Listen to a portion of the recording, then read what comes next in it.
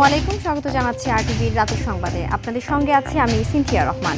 BNP মহাসচিব মির্জা ফখরুল ইসলাম আলমগীর বলেছেন, ৭১-এ পাকিস্তানি বাহিনীকে সহায়তা করে দেশের স্বাধীনতা বন্ধের চেষ্টা করেছিল জামায়াত।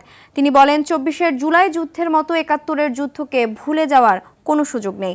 দলের সিনিয়র যুগ্ম মহাসচিব রুহুল কবির রিজভী অভিযোগ করেন, নির্বাচনকে ঘিরে পরিকল্পিতভাবে বিএনপির বিরুদ্ধে অপপ্রচার করা হচ্ছে। আগামীকাল দলের নির্বাচনী ইশতেহার ঘোষণা করা হবে বলেও জানান তিনি। রুদ্র রফিকের রিপোর্ট। ঠাকুরগাঁও সদর উপজেলার আকচা ইউনিয়নের ফাড়াবাড়িতে নির্বাচনী পথসভায় যোগ দেন বিএনপি মহাসচিব মির্জা ফখরুল ইসলাম আলমগীর। এ সময় তিনি বলেন, দীর্ঘদিন পর একটি ভালো নির্বাচন অনুষ্ঠিত হতে যাচ্ছে। ৭১-এ জামায়াতের ভূমিকা নিয়েও প্রশ্ন তোলেন বিএনপি মহাসচিব। ৭১-এ এই জামাত ইসলাম এই দেশে ওই পাকিস্তান সেনাবাহিনীকে সাহায্য করে আমাদের স্বাধীনতাকে বন্ধ করার চেষ্টা করছে। এই কথাটা ভুলবেন না। আমরা যেমন ২৪ জুলাই যুদ্ধকে ভুলবো না, আমাদের একটা গণতান্ত্রিক ব্যবস্থা আমরা ফিরে পেয়েছি, ঠিক একইভাবে আমরা ১৯৭১-কে ভুলবো না, কারণ যুদ্ধ করে আমরা স্বাধীনতা পেয়েছি। এদিকে রাজধানীর নয়াপল্টনে কেন্দ্রীয় কার্যালয়ে এক যৌথ সভা শেষে দলের সিনিয়র যুগ্ম মহাসচিব রুহুল কবির রিজভী বলেন, আগামী রোববার নয়াপল্টনে বিএনপির শেষ নির্বাচনী জনসভা অনুষ্ঠিত হবে। সর্বশেষ যে জনসভাটি হবে আমার চেয়ারম্যানের, সেটি হবে ৮ই ফেব্রুয়ারি রবিবার। আমাদের ইস্তেহার প্রকাশ করা হবে আগামীকাল বিকাল ৩টায়। অন্যদিকে শিল্পকলা একাডেমিতে জাসাস আয়োজিত এক অনুষ্ঠানে রিজভী অভিযোগ করেন, সুপরিকল্পিতভাবে বিএনপির বিরুদ্ধে মিথ্যে প্রোপাগান্ডা ছড়ানো হচ্ছে। যারা গুপ্ত এবং সুপ্ত হয়ে আওয়ামী লীগের বোরখার নিচে যারা থাকেনি, আওয়ামী লীগের আবরণের মধ্যে যারা থাকেনি, যারা সত্য এবং নয়কে সুস্পষ্টভাবে রৌদ্রালোকের মধ্যে যারা বলেছে, তাদের বিরুদ্ধে আজকে কেন জানি মনে হচ্ছে সুপরিকল্পিতভাবে এক ধরনের মিথ্যা প্রোপাগান্ডা চালানোর চেষ্টা চালানো। রুদ্র রফিক, আরটিভি, ঢাকা। মেগা প্রকল্পের নামে যারা জনগণের অর্থ লুটপাট করেছে তাদের বিচার নিশ্চিত করে দুর্নীতির টাকা উদ্ধার করা হবে বলে মন্তব্য করেছেন জামায়াতের আমির ডক্টর শফিকুর রহমান। তিনি বলেন, চাঁদাবাজদের ভোটের দিন পরাজিত করবে জনগণ। নওগাঁয় নির্বাচনী সমাবেশে মন্তব্য করেন তিনি। পরে চাঁপাইনবাবগঞ্জের জনসভায় যোগ দিয়ে আমির বলেন, পুরাতন বন্দোবস্ত আর দেখতে চায় না দেশের মানুষ। পরে রাজশাহী ও নাটোরে জনসভায় অংশ নেন ডক্টর শফিকুর। প্রতিনিধিদের পাঠানো তথ্যচিত্রে আরও জানাচ্ছেন আব্দুল হামিদ। দিনের শুরুতে নওগাঁর এটিএম মাঠে ১১ দলীয় ঐক্যজোটের নির্বাচনী জনসভায় যোগ দেন জামায়াত ইসলামের আমির ডক্টর শফিকুর রহমান। আল্লাহ রাব্বুল আলামিন তাদের এই অবদান। সমাবেশে তিনি বলেন, তার দল যুবকদের কেবল বেকার ভাতা দিয়ে বসিয়ে রাখতে চায় না, বরং তাদের হাতে সম্মানজনক কাজ তুলে দিতে চায়। এ সময় দেশের টাকা বিদেশে পাচারকারীদের হুঁশিয়ারি দিয়ে জামায়াতের আমির বলেন, পাচার হওয়া অর্থ পেটে হাত ঢুকিয়ে বের করে আনা হবে। মেগা প্রকল্পের নামে মেগা দুর্নীতি করেছেন। এই লুণ্ঠন করা টাকাগুলো দেশে রাখার সৎসাহস ছিল না বলে বিদেশে পাচার করে দিয়েছে। আমরা সকলের নিরাপত্তা এবং অধিকার নিশ্চিত করব ইনশাআল্লাহ। পরে চাঁপাইনবাবগঞ্জের নবাবগঞ্জ সরকারি কলেজ মাঠে নির্বাচনী জনসভায় যোগ দিয়ে আমির বলেন, সাধারণ নাগরিকদের মতো অপরাধ করলে দেশের প্রধানমন্ত্রীকেও একই শাস্তির আওতায় আনা হবে। ন্যায্য বিচার প্রতিষ্ঠিত হলে দেশে আর কাউকে চাঁদাবাজির শিকার হতে হবে না। বাংলাদেশে আর কাউকে চাঁদাবাজি করতে দেওয়া হবে না। চাঁদাবাজির রাস্তা বন্ধ হয়ে যাবে। চাঁদাবাজদেরকে ধরে এনে কাজে নিয়োগ দেওয়া হবে। তারাও সেদিন কাজ করে দেশ গড়ার কাজে অংশগ্রহণ করবে ইনশাআল্লাহ। পরে রাজশাহীর ঐতিহাসিক মাদ্রাসা মাঠের জনসভায় যোগ দিয়ে তিনি বলেন, দেশে আর পরিবারতান্ত্রিক রাজনীতি চলতে পারে না। রাজনীতি হতে হবে মেধা, যোগ্যতা ও দেশপ্রেমের প্রমাণের ভিত্তিতে। রাজার ছেলে রাজা হবে, বংশানুক্রমিক পরিবারতান্ত্রিক রাজনীতি এই দেশে আর চলবে না। এই দেশে রাজনীতি হবে মেধা এবং যোগ্যতার ভিত্তিতে। রাজনীতি হবে দেশপ্রেমের প্রমাণের মাধ্যমে। এদেশে কোনো আধিপত্যবাদী রাজনীতি আর চলবে না। দিনের শেষে নাটোরের জনসভায় যোগ দিয়ে ডক্টর শফিকুর বলেন, নির্বাচিত হলে মদিনা সনদের আদলে দেশ গঠন করা হবে। আব্দুল হামিদ, আরটিভি। আইন ও ন্যায়ের প্রশ্নে নিজের আত্মীয়দের ছাড় না দেওয়ার ঘোষণা দিয়েছেন কুমিল্লা ৪ আসনের ১১ দলীয় জোটের প্রার্থী হাসনাত আব্দুল্লাহ। বলেন, জনগণের অর্থ ও সমর্থনে রাজনীতি করলেও কোনো অনৈতিক সুবিধা ও তদবির গ্রহণ করবেন না তিনি। দুপুরে দেবিদ্বার উপজেলার জাফরগঞ্জ ইউনিয়নের এক নির্বাচনী জনসভায় এসব কথা বলেন হাসনাত। তিনি আরও বলেন, দীর্ঘদিন ধরে একটি সুবিধাবাদী গোষ্ঠী টেন্ডারবাজি ও চাঁদাবাজির মাধ্যমে প্রভাব বিস্তার করেছে। জয়ী হলে মাদক, দুর্নীতি ও চাঁদাবাজির বিরুদ্ধে কঠোর অবস্থান নেওয়ার ঘোষণা দেন হাসনাত আব্দুল্লাহ। জনগণ যখন দায়িত্ব নিয়ে নেয়, আমার কর্মীর কি কোনো অনৈতিক আবদার আমার মেটানোর কোনো দরকার আছে? কোনো দরকার আছে? একই সাথে সাথে আপনারা এখানে যারা আছেন, যারা অর্থ দিচ্ছেন, আপনাদেরকেও মাথায় রাখতে হবে এই অর্থ ফিসাবিলিল্লাহ। নির্বাচনী দায়িত্ব পালনকালে নিরপেক্ষতা বজায় রাখার নির্দেশ দিয়ে সিআইডি প্রধান মোহাম্মদ সিবগাতুল্লাহ নির্বাচন সংক্রান্ত ছবি, পোস্ট, মন্তব্য বা তথ্য সামাজিক মাধ্যমে শেয়ার করা থেকে বিরত থাকতে বলেছেন। একই সঙ্গে প্রার্থী বা রাজনৈতিক ব্যক্তির সঙ্গে ছবি তোলা এবং রাজনৈতিক ব্যক্তিবর্গের কাছ থেকে কোনো ধরনের সহযোগিতা গ্রহণ থেকে বিরত থাকার নির্দেশও দিয়েছেন অতিরিক্ত আইজিপি সিআইডি প্রধান। রাজধানীর মালিবাগে সিআইডি সদর দপ্তরে ব্রিফিংয়ে এসব তথ্য জানিয়েছেন মিডিয়া বিভাগের বিশেষ পুলিশ সুপার জসিমউদ্দিন খান। ব্রিফিংয়ে সিআইডির জেলা পর্যায়ের সকল ইউনিট অনলাইনে অংশগ্রহণ করেন। নিরপেক্ষতা প্রশ্নবিদ্ধ হয় এমন কোনো কাজ না করার নির্দেশও দেন সংস্থা প্রধান।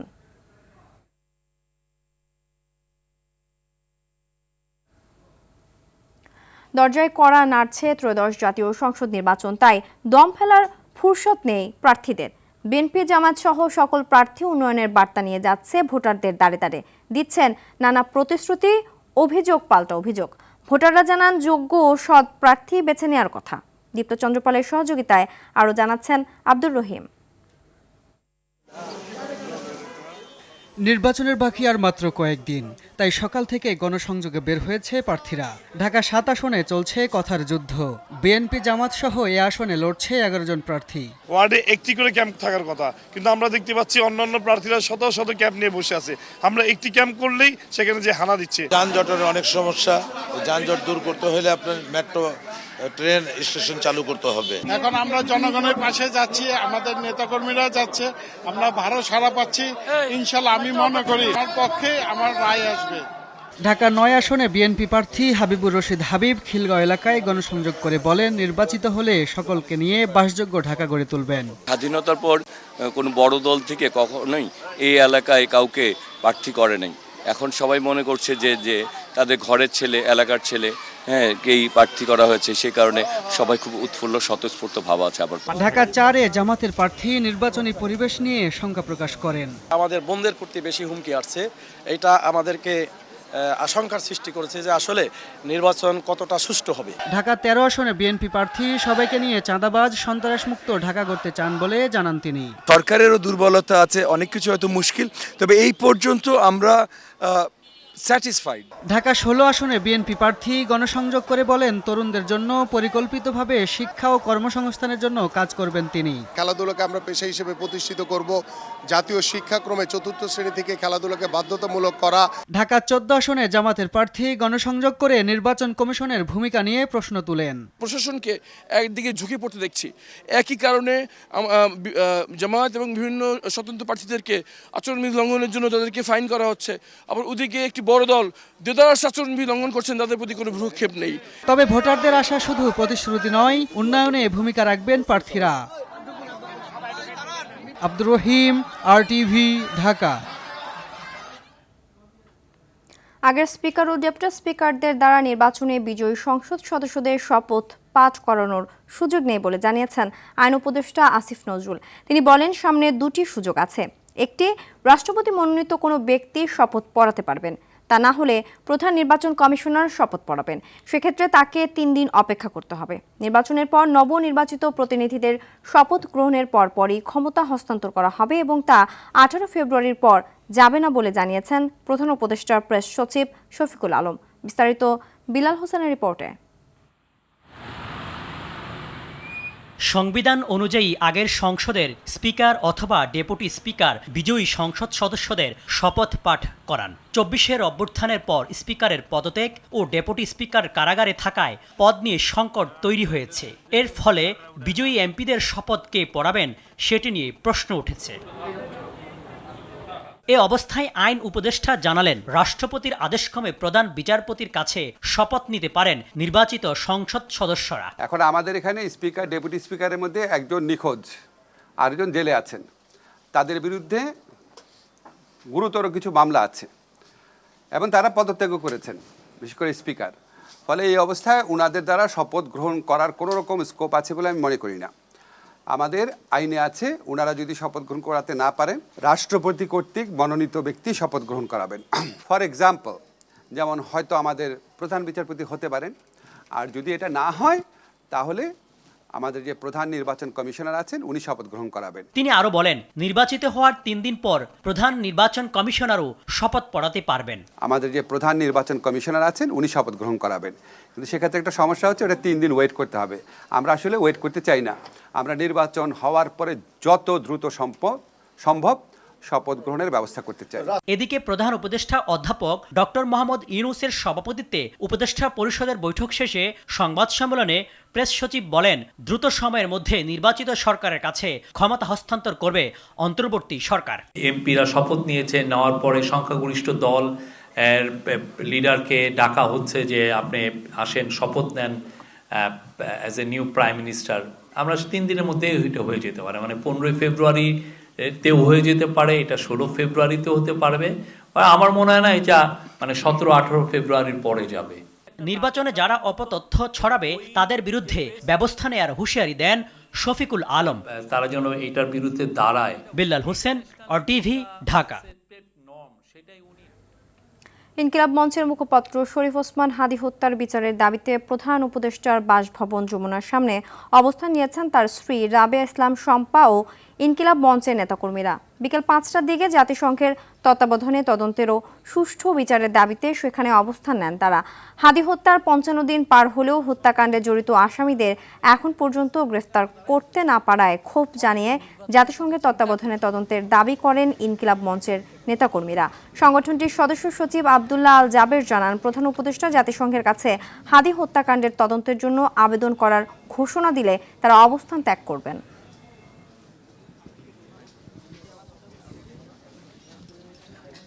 সেই ইলেকশন কমিশনার বলতেছে শহীদ ওসমান হাদী দুঃখজনক বা আসলে এটা মানে এমন একটা পরিস্থিতির মধ্যে আমরা দাঁড়াই। দর্শক, এই বিষয়ে আরো জানাতে প্রধান উপদেষ্টা বাসভবন যমুনার সামনে থেকে যোগ দিচ্ছেন আমাদের সহকর্মী হাসান মাহমুদ। সরাসরি চলে যাচ্ছি তার কাছে। হাসান, অবস্থান কর্মসূচির সবশেষ অবস্থা আমাদের জানাবেন।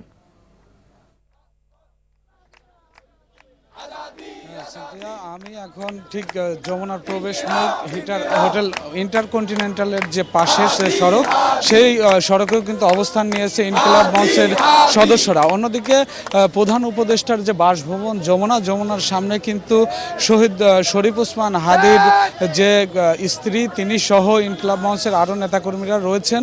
আমরা কিন্তু এর ওইদিকে কিন্তু আসলে পুলিশের বাধার কারণে আমরা যমুনার সামনে পর্যন্ত যেতে পারিনি। আমরা দেখতে পাচ্ছি যে এই হোটেল ইন্টারকন্টিনেন্টালের পাশের যে প্রবেশ মুখ যমুনার যাওয়ার যে রাস্তাটি, সেই রাস্তাটি কিন্তু ইনকিলাব মঞ্চের যে যারা রয়েছেন তারা কিন্তু এখানে অবস্থান নিয়েছেন। তারা কিন্তু এখানে বিভিন্ন স্লোগান দিচ্ছেন এবং তাদের একটাই দাবি যেন প্রধান উপদেষ্টা যতক্ষণ পর্যন্ত জাতিসংঘের কাছে আবেদন করবেন না ততক্ষণ কিন্তু তারা এই অবস্থান থেকে আসলে সরবেন না। আমরা এমনটি জানতে পেরেছি যে এখানে তাদের একটাই দাবি, তারা দাবি করছেন যে এখানে যে রয়েছেন শহীদ শরীফ ওসমান হাদীর যে হত্যাকারী যারা রয়েছেন তাদের কিন্তু এখন পর্যন্ত পুলিশ গ্রেপ্তার করতে পারেননি। সেই ব্যর্থতার কথা তুলে ধরেই কিন্তু তারা এমন দাবি নিয়ে এসেছেন যে শহীদ শরীফ ওসমান হাদীর যে হত্যার বিচার সেটা জাতিসংঘ যদি তদন্ত করে তাহলে কিন্তু তারা এখান থেকে সরে যাবে। আমি দেখতে পাচ্ছি যে এখানে কিন্তু পুলিশের সাথে তারা এক প্রকার রেগে গিয়ে পুলিশের সাথে কিন্তু তারা কিন্তু বলছেন যে কেন তাদের এই দাবি মেনে নেওয়া হচ্ছে না। এখানে কিন্তু একটা উচ্ছৃঙ্খল পরিস্থিতি এবং এখানে একটা উত্তেজিত অবস্থা কিন্তু বিরাজ করছে। আমরা দেখতে পাচ্ছি যে এখানকার যে নেতাকর্মী যারা রয়েছেন তারা কিন্তু অনেকটাই পুলিশের ওদিকে যে ব্যারিকেডটি রয়েছে সেই ব্যারিকেডটির সামনে আগানোর চেষ্টা করছিল। এখন আমরা দেখতে পাচ্ছি এখানকার যারা দায়িত্বশীল রয়েছেন তারা কিন্তু তাদেরকে বসিয়ে দেওয়ার চেষ্টা করছেন। তো এই ছিল যমুনার সামনে থেকে সবশেষ। ফারিয়া, ধন্যবাদ। আশুলিয়া হত্যাকাণ্ড ও লাশ পোড়ানো মানবতা বিরোধী অপরাধের মামলায় সাবেক এমপি সাইফুল ইসলাম সহ 6 জনের মৃত্যুদণ্ড এবং 9 জনকে বিভিন্ন মেয়াদে সাজা দিয়েছেন আন্তর্জাতিক অপরাধ ট্রাইব্যুনাল 2। ট্রাইব্যুনাল 2 এর চেয়ারম্যান বিচারপতি নজরুল ইসলাম চৌধুরীর নেতৃত্বাধীন 3 সদস্যের বিচারিক প্যানেল এ রায় ঘোষণা করেন। রিপোর্ট করেছেন জাহিদ রহমান। ফ্যাসিস্ট শেখ হাসিনার পতনের দিন 2024 সালের 5 আগস্ট আশুলিয়ায় জীবিত একজন সহ 6 মরদেহ পোড়ানো এবং অন্য একজনকে হত্যার ঘটনায় রায় দেয় আন্তর্জাতিক অপরাধ ট্রাইব্যুনাল। এই আদালতের প্রথম রায় এটি। এই মামলায় 16 আসামির মধ্যে গ্রেপ্তার 8 আসামির উপস্থিতিতে সংক্ষিপ্ত রায় পড়েন বিচারক Noor Mohammad Shahriar Kabir. Tribunal hereby convicts and sentences accused number 1 Mohammad Saiful Islam. হত্যাকাণ্ডে জড়িত থাকার প্রমাণে 6 জনকে মৃত্যুদণ্ড দেন আদালত। তৎকালীন স্থানীয় এমপি সাইফুল ইসলাম, ওসি আশুলিয়া থানা AFM Shahed Roni, Abdul Malek SI, ASI Biswajit Saha, constable Mukul Chokdar এবং যুবলীগের সদস্য রনি ভূঁইয়া, এদেরকে মৃত্যুদণ্ড দেওয়া হয়েছে এদের বিরুদ্ধে অভিযোগ প্রমাণিত হওয়ায়। এবং 7 জনকে দেন যাবজ্জীবন কারাদণ্ড। রাজসাক্ষী আশুলিয়া থানার সাবেক উপপরিদর্শক আফজালুল হককে ক্ষমা করলেও অন্য 2 জনকে 7 বছরের কারাদণ্ড দেন আদালত। যাবজ্জীবন কারাদণ্ড দেওয়া হয়েছে DIG Syed Nurul Islam, SP Asaduzzaman Ripon, additional SP Abdullahil Kafi, additional SP Shahidul Islam, inspector Masudur Rahman, inspector operation Nirmal Kumar Das, inspector Arafat Hossain Arju. 7 বছরের কারাদণ্ড দেওয়া হয়েছে SI আরাফাত উদ্দিন, ASI কামরুল হাসানকে। আর অ্যাপ্রুভার 23 নম্বর সাক্ষী আফজালুল হোসেন, তাকে ফুল অ্যান্ড ট্রু ডিসক্লোজার করার কারণে মুক্তি দেওয়া হয়েছে ক্ষমা করার মাধ্যমে। এদিকে আদালতের রায়ে সংক্ষুব্ধ আসামি পক্ষ আপিল করার কথা জানান। যে রায় দিয়েছে এই রায়ে আমরা ভীষণভাবে সংক্ষুব্ধ। রায় শোনার পর ট্রাইব্যুনাল প্রাঙ্গণে চিৎকার করে নিজেকে নির্দোষ দাবি করেন মৃত্যুদণ্ডপ্রাপ্ত সাবেক SI আব্দুল মালেক। জাহিদ রহমান, RTV, ঢাকা। চট্টগ্রাম বন্দরে চলমান কর্মবিরতি 2 দিনের জন্য স্থগিত করেছে চট্টগ্রাম বন্দর রক্ষা সংগ্রাম পরিষদ। বিকেলে নৌ পরিবহন উপদেষ্টা M শাখাওয়াত হোসেনের সঙ্গে বৈঠক শেষে এই ঘোষণা দেয় সংগঠনটি। বন্দরের new marine container terminal NCT পরিচালনায় বিদেশি কোম্পানির সাথে চুক্তির প্রতিবাদে অনির্দিষ্টকালের জন্য কর্মবিরতি পালন করছে শ্রমিকরা। তবে আশ্বাস অনুযায়ী ব্যবস্থা নেওয়া না হলে রোববার থেকে আবারও কর্মবিরতি কর্মসূচি চালুর ঘোষণা দিয়েছে আন্দোলনকারীরা। যুক্তরাষ্ট্রের প্রেসিডেন্ট ডোনাল্ড ট্রাম্পকে আপোষ ও যুদ্ধের মধ্যে যে কোনো একটি বেছে নিতে বলেছে ইরান।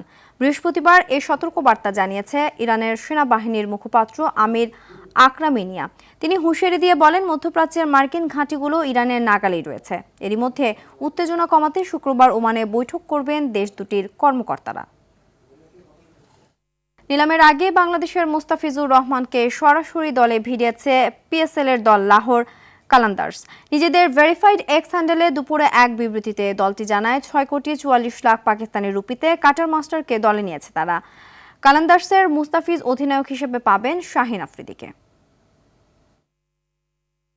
রাতের সংবাদ এ পর্যন্তই। মধ্যরাতের সংবাদ 1টায় দেখার আমন্ত্রণ রইল। ধন্যবাদ সবাইকে।